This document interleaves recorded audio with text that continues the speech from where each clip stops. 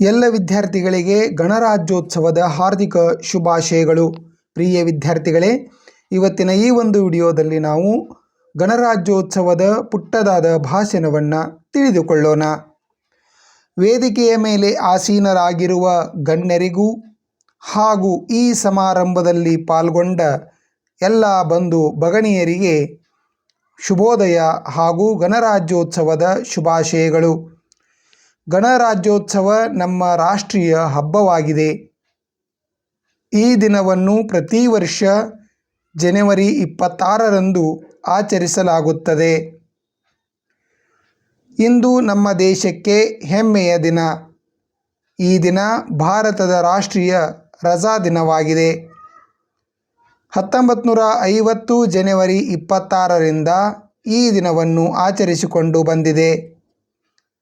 ಈ ದಿನ ನಮ್ಮ ದೇಶದ ಸಂವಿಧಾನವು ಜಾರಿಗೆ ಬಂದಿತು. ಈ ದಿನದಂದು ಪ್ರತಿ ವರ್ಷ ಭಾರತೀಯ ಧ್ವಜವನ್ನು ಹಾರಿಸಲಾಗುತ್ತದೆ.